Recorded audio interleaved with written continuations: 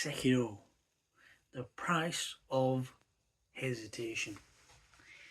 So, we live in a world of clout chasing, instant shots, a lot of bravery. We're looking for likes and subscribes and numbers. Um, there's a lot of hesitation in game design. So much hesitation that right now we're living in a world of remakes. Um, Metal Gear Solid Delta, Dead Space, just to name a few. And these are like some of the better games that are coming out right now. But in 2019, there was a game that married together control, story, and thrilling gameplay. Not just dancing with a blade, but dodging towards it, stepping literally on a blade. And this game was Sekiro. This game has no loadouts. This game has no character customization. This game has no um, weapon pick system. It's just there isn't even any dialogue trees. There's not really any factions. Not really. It's just a blade and a man that has pretty much lost everything. His history, his will, and in the beginning of the game, his very limb, his arm, a thing that he uses to fight with. And it comes from the studio From Software. Once an underdog, and now, one of the few studios which is cracking out just, hit after hit after hit after hit. And, they came out with Demon Souls, which is a bit clunky. I think there's a lot of flaws with that game. But it did something different. It respected you as a player. And, that was unheard of back then. And, then came Dark Souls, refined it. It was just a lot more polished. There's a bit more budget there. And Bloodborne, which is, I think many consider that to be the greatest FromSoft game. But really, that's just an art gallery. That's just a beautiful Gothic painting. Then came Elden Ring, which is just massive. It's just huge. It's funny. Demon Souls gave people something different. Elden Ring is kind of just like everything right now. It's just hours and hours and hours of content, thousands of weapons, online. The only thing they haven't done is the buy a billion outfits, which is good. And that Elden Ring is kind of turned into one of the monsters from software design. It's just this big thing that's just consuming everything, and it's just this big, massive, swollen thing. Played it, and kind of don't want to go back. I just don't want to go back to that game. More NPCs, bigger bosses, more co-op. And people were always worried that easy mode would come, and it did. Summons, you just send the summon off and they just play the game for you. So it's not really true to what the studio was once known for. And I skipped one game in that lineage, Sekiro, and the Black Sheep. It's a game that's so stripped down, it almost seems like it's a step backwards. But this isn't a night with dirty ale. This is a horned shinobi. This is sake. This is like pure. This is the purest thing that they ever made. There's no builds. There's not really any cheesing. There's no summons. You've got one blade. You've got a couple of tools, but until you master the fundamentals, you just can't survive, and you will die if you don't be smart, pay attention to where people are, use your deaths to your advantage, use your stealthiness to your advantage. And like, there's this whole bizarre no hit run thing going on, which kind of just doesn't make sense to me. Impressive, but I don't really see the point. These games were kind of made for you to fail and learn. Um, if you've learned it to that degree, then I feel like you've kind of broken the game. Once you've defeated a boss, there's a sense of loss there. Oh, I've mastered it. The fun isn't beating the boss. The fun is trying to figure them out. That's the real key. That's the real fun thing about these games. And with Sekiro, that was the thing. He really respected you as a player. He knew that you were gonna fall, and he knew that you were gonna die, and he built that into the systems of the game. And he wants you to stand back up, and he wants you to land another blow, even if it's in the back of your enemy. He wants you to never give up. You're a shinobi, you don't have any honor, you've just got grit, you've got timing, you just got a bunch of tricks under your sleeve, and you're not really playing to max out health or make some magic build or bleed build. You are trying to survive, you are trying to scrape through. This is skin of your teeth experience where you are on the edge of just getting hit and that flow. I can't explain this game, that when you're in the flow, you're in the flow. um it demands reflex, it demands intelligence, and it demands skill. Those three things, not many games kind of have that holy trinity. um that brings me to my next point, the wolf. By the time the intro's over, anybody that's trying to stream this game for views is gone. It's kind of broken your will at that point. Although it really gets started later on. The only way that you could enjoy this game is if you go in there with the attitude that I'm gonna fail, I'm gonna die, and I'm gonna try to figure things out. I'm gonna try to play it differently, and I'm gonna try something else.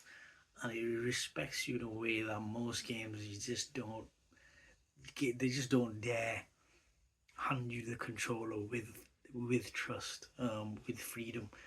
Um, it's not built on what you want. It's built on the designer, their vision, and kind of meeting you halfway by giving you the tools you need and trusting you to figure something out with them. You don't need to be the best. You don't need to have insane reflexes.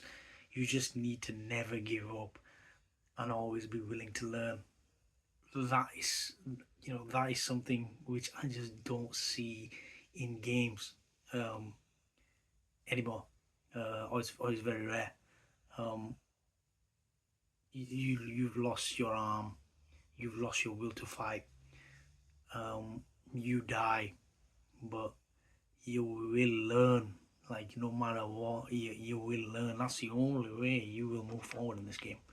And that gameplay, we have this thing, this is a gameplay, this is a story. No, it's kind of, those two things are interlocked.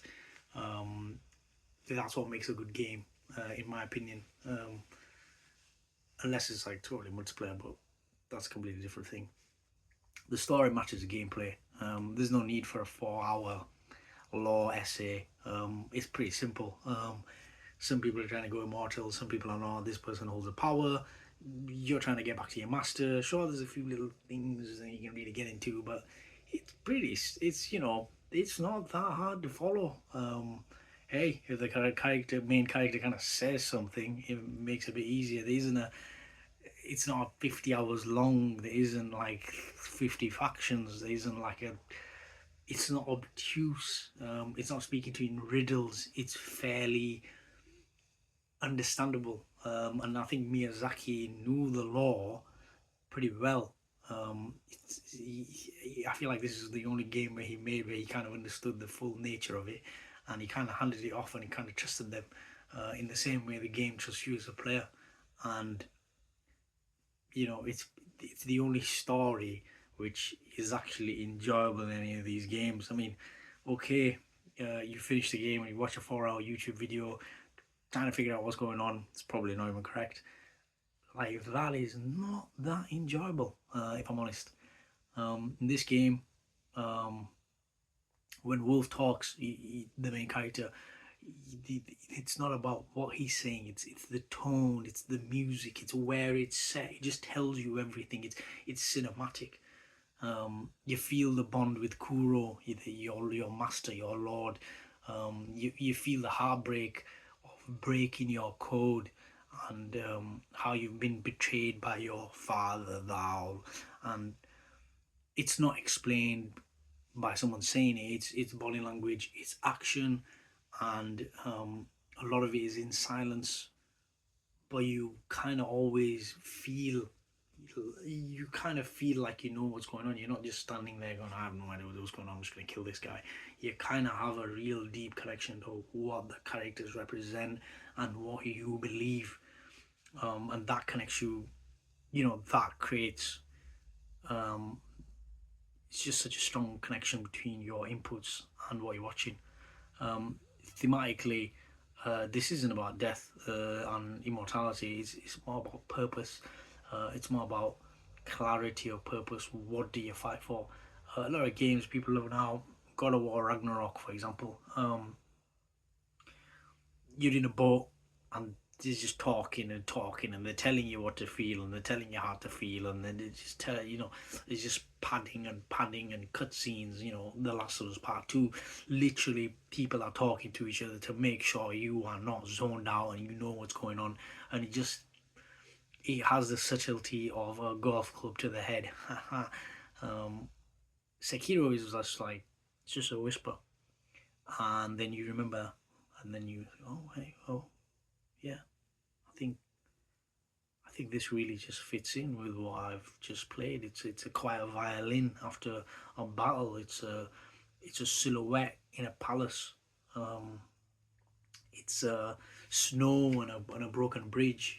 That's the story that is getting to you. I don't really remember any bosses in God of War Ragnarok. I mean, I haven't really played it, but the first game, I honestly can't remember any of the bosses. But I remember the bosses in Sekiro. I remember Genichiro, this lightning wielding maniac who took my arm off, and now I want to avenge him. I want to kind of prove my skill. But more than that, now I want to rescue the person I'm saving. There's so many different things in there. I remember Owl, the patriarch that I mentioned, your father figure, the way he's dressed makes you think he's an amateur, but he's really hiding all these things, and he's throwing poison bombs at you, which is perfect because this guy's just been stabbing in your back for years and manipulating you. Compare that to Assassin's Creed. I can't name any bosses in there. They've all just got generic names, Silver Shadow, some rubbish like that. I just can't remember. They just blur together. It's big guy, heavy guy, small guy, like whatever it is. It's just a blur.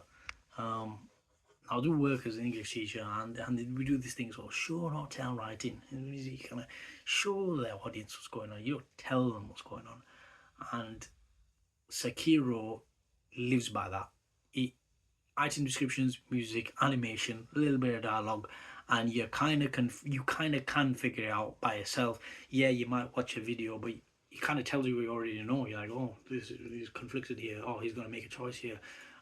He's going to be dutiful here, or it's time not to be dutiful here. You kind of always are following along. You're always in the journey. It gives you just enough to understand, and it doesn't lecture you. Um, in contrast to something like The Last of Us Part Two, which is like press square, kill, feel bad. Like it's just like bashing you on the edge. Just like there's no subtlety to it, and it's not really letting you think. It's not letting you get there. It's kind of like dragging you by the neck, and that's just not really what you want from a good story. Um, and after Sekiro, we got Elden Ring, and it was just back to loop, broken bleed bills. I mean, you'd think they'd figure that out by now. And co-op that just like trivializes every boss. Like there's no challenges. You're not thinking. And if you're not thinking and you're not having that connection, then everything kind of falls apart. Like you're playing a game that's you're playing a From Software game. It's meant to be something where it's genuinely quite difficult. So I think it speaks to where games are now. It's like we voted with our wallet, so like, hey, this is what we want. We want more hours. We want it easier. We just want 1,000 weapons, which are all the same, but we just kind of want more things, novelty basically. And we kind of forgot what a real challenge is there for. Like, yeah, not everybody can beat this game. That's okay. There's nothing wrong with that. I mean, yeah, I do feel that the bar was raised with this game, and it's never been topped in terms of what it asked you of the player. I remember like facing the last boss, walking into my kitchen, making a cup of tea, and I'm thinking, man, can I actually beat this guy? And I kind of have never really felt that way. I mean, Elden Ring, it was just like, oh, it's a matter of time. Switch a few numbers around. But in this game, there was a genuine sense of like, if I don't improve, I might not be able to beat this guy. And there's something quite powerful in that. So if you're tired of empty open world games where you're just riding off on a horse and there's nothing there, um, a 1,000 weapons and you can't decide which one to pick, and you needed to watch a lore video to figure out what the hell is happening. If you're tired of all that, pick up Sekiro. Um, I'm not going to say it's going to be easy, but I'm going to say that if you're willing to learn, if you're willing to fail, and if you enjoy that journey, this is the ultimate From Software game.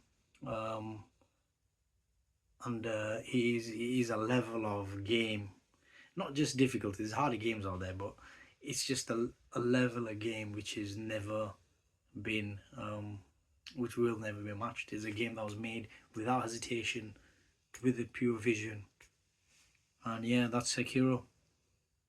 Pick it up if you can.